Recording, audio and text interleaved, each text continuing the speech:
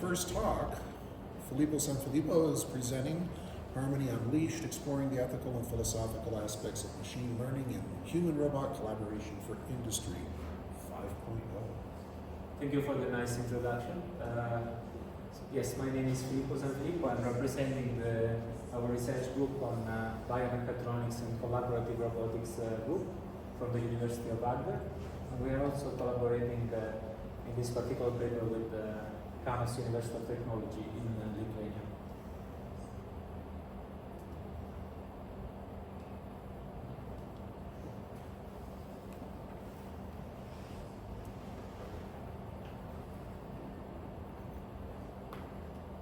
Unfortunately, this is not working.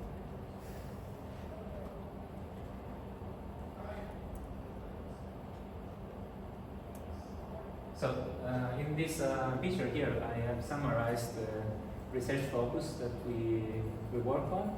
So, basically, we have grouped our systems into 3 layers. The core layer is represented by what we like to call carriers.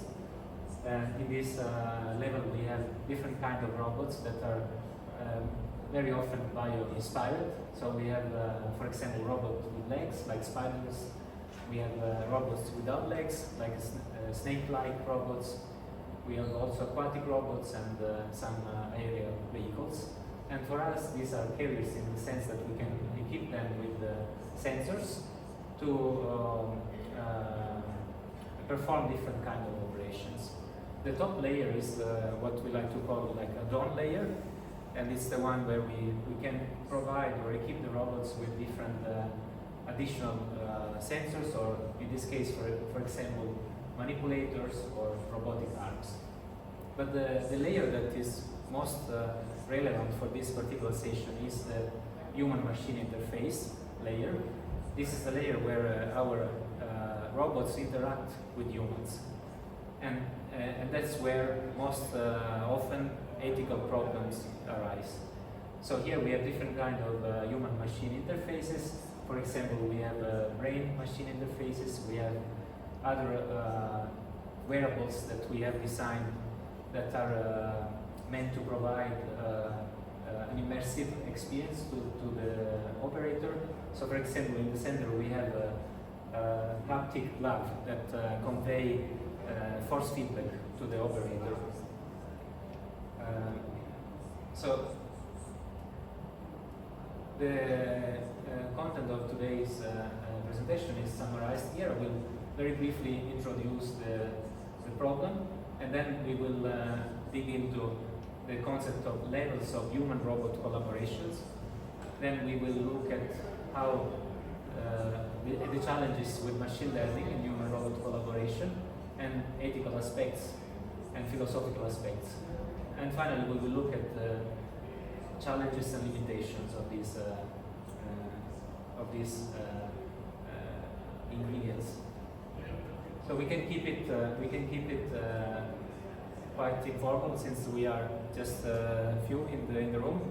So the concept of Industry 5 is a concept that is relatively new, and it's part of this new revolution, industrial revolution, that started with the introduction of the steam engine, with the first industrial revolution. Then electricity unleashed the Industry 2.0 revolution. Then we had the advent of computers and the first robots. But in Industry 3.0, in that case, we had single robots working isolated and working separated from the rest of the environment. Then with Industry 4, it was the first time where we started seeing robots working together, teaming up with each other, but still separated by humans most of the time. With the advent of the Internet of Things and better sensors, we started having humans and robots getting closer and closer. With Industry 5, actually humans become the core aspect of this new revolution. It's a human-centered approach that wants to be sustainable and also reliable. So here in this figure we have summarized these steps. This is basically the transition from having robots in a cage, like wild beasts, like a lion at the zoo. It has to be separated in a cage, and humans were just interacting with these machines from outside. So there is no shared space here. There are no shared forces. It's the first stage. Then later on we started having coexistence. So machines and humans working slightly closer together, but still the workspace is separated. With the sequential collaboration, we started having an overlap between the workspace, so that the robot and the human were starting to share space. See, there is an intersection between the two workspaces. Then the next step is cooperation. So basically, instead of having a sequential approach, we can have a parallel approach. So humans and robots can collaborate on the same task at the same time. And then the last step is what we like to call also human-robot teaming, where we have machines and humans sharing space, first of all, so the workspace is common, but also forces. So imagine that I want to lift this table and I cannot manage by myself because it's too heavy. So I would team up with a robot, and we are going to share forces. So the robot has to be aware not only of what is happening right now, but the robot should also be able to predict my intention. If I want to bring this table to the next room, the robot should anticipate my intention. Sorry, I keep. So this transition is enabled by a convergence of several other technological revolutions. So, for example, machine learning.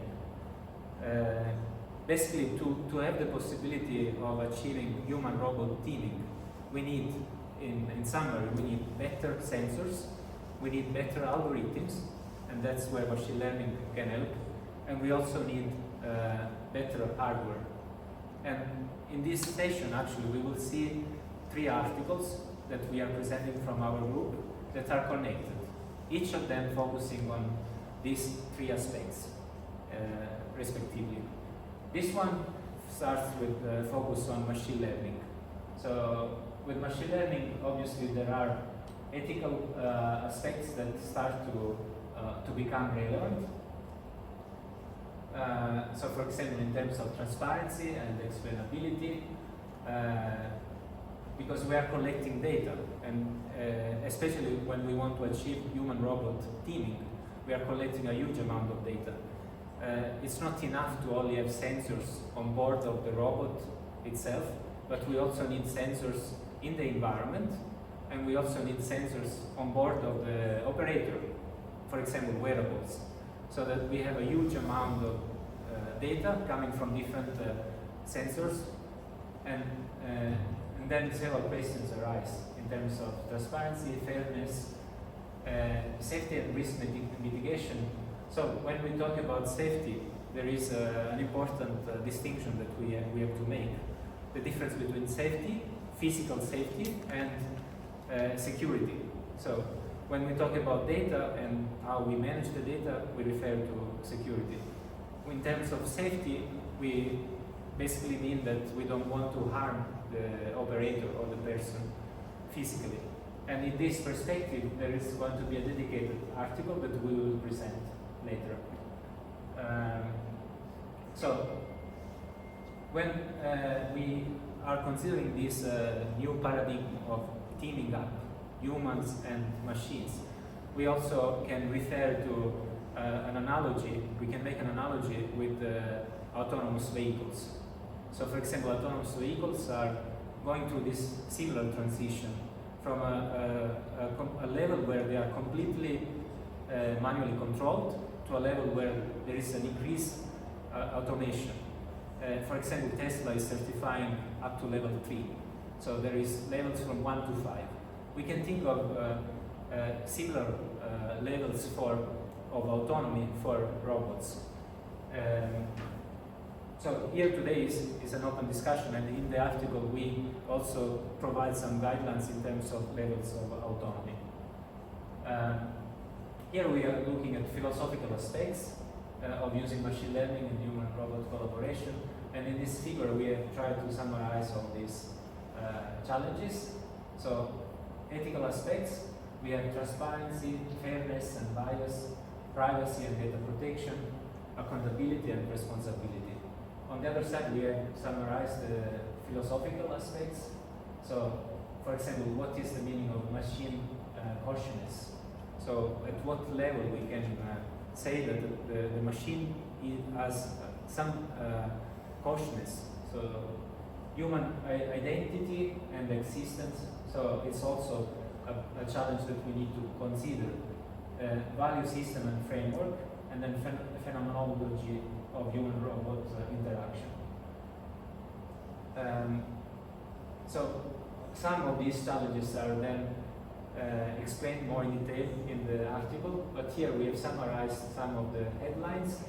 So for example, in terms of data, it's important to have high-quality data, and if we are looking at supervised learning, the labeling of data is also relevant, and who is doing this, and how can we do this in a transparent way. Then there are challenges that arise from quickly changing environments, especially in industrial settings. We have environments that are highly dynamic, and it's not always possible to it's really important to have data that consider these aspects. Lack of interpretability and explainability. So this is related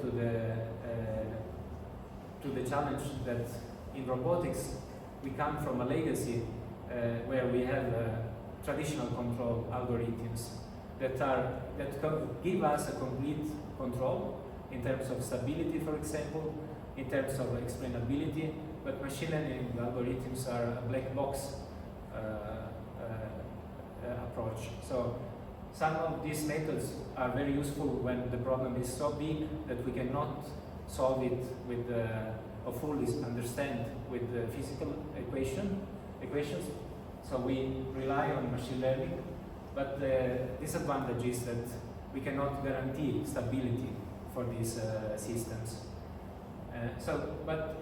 The trend is, so if we think about the bigger players in the market, for example, Boston Dynamics, they have found a trade-off between traditional control algorithms that normally are running at the lower layers from a logical point of view, and on top of these traditional control algorithms, we have machine learning algorithms trying to solve the more complex problems. Then there are problems related to human-robot communication. How we mentioned that the robot should be able to understand the human intention. How can we facilitate this? How can we establish a communication between humans and robots in an efficient way? And how can we scale this up to real-world problems?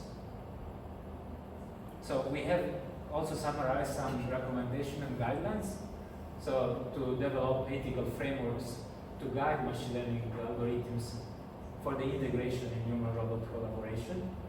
We have to find a way to mitigate bias and ensure algorithms fairness. We need to promote transparency and explainability of machine learning models.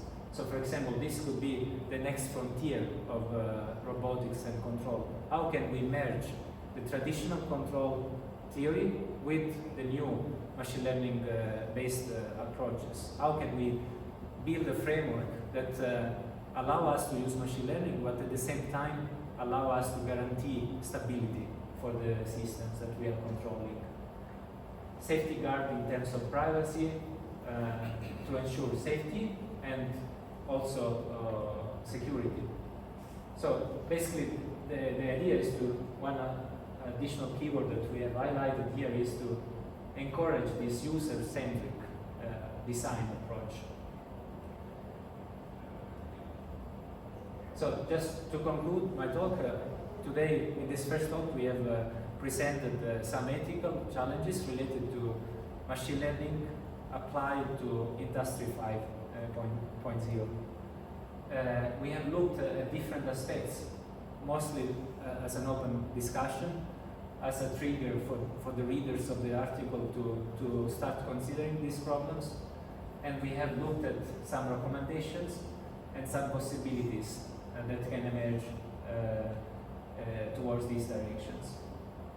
So this was my last slide. I will be very happy to answer your questions or if you have any comments. Any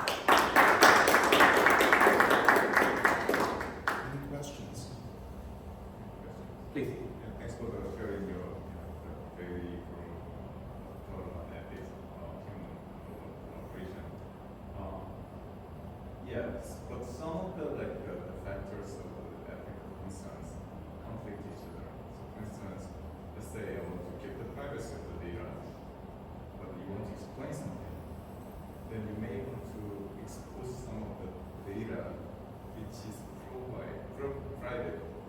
And so how do you, what is that kind of your guideline so we can manage the conflicting natures of the ethical factors?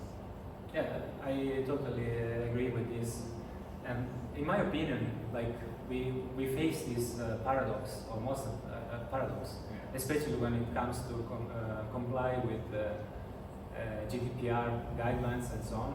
So it's sometimes as researchers we try to find a way to get the best out of it with the existing regulation. But I believe that to really solve this paradox, we have to collaborate with the people that are making the regulations, because it's impossible to avoid it. If you want to get some benefits out of your data, you have to trade some of your privacy. And if we can build frameworks that allow users to transparently set this trade-off by themselves, then I think it's the best way to do it. So we are transparent, the user is aware of what we are trading, how much of privacy, our privacy we are trading, and how much we are getting back. So if what we get back as an economical value, for example, right, then the user will be able to make a decision, an informed decision. And all these, so users, researchers, and regulators, they have to meet, because otherwise it's, as it is now, in my opinion, the regulators is just running after. Yeah, it's always. Yeah, it's always late, right? So if we can make, for example, some committees in IEEE, for example, this is an IEEE conference, we have specific groups, work groups, where we're trying to set up guidelines that we can bring to our politicians and help them into this transition. So I don't have an answer, but a transparent approach, I think, is the best to take. Well, within the IEEE, that kind of work is going on. Yeah. The 7,000 standards. For example. Yeah. And this new SHIELD group under CIS dealing with ethical, interpretable, trustworthy. I can't get all of them. Yeah. Say, I mean, it's basically one hosting this part of the symposium. Any other questions? It's not a question, I just want to add some comments to the Please. ethical framework. Ethical framework might not be able to kind of completely design the beginning. So I think one of the most important things that is something that amendable, so we can actually, let's say, we see that the problem of the design of the privacy of the current model, then we may want to make this one framework be improved and afterwards, so we can continue to make this one like a machine learning. Or say someone is complaining about, maybe there's a possible inverse way of attack, and then maybe there's a possibility of my volunteer participation, so they can limit my privacy of the data. Yeah, so because it's an explorative approach, but I agree that we can make a amendments, or, Yeah. but it has to be transparent. Yes. If it is fully transparent, then the user is in charge. Then I believe that's the way to go. With that, I think we need to move on. Do we know what if the next paper is a video or if we're going to have to skip it? Stop the video. I will stop. Oh yeah, let's stop.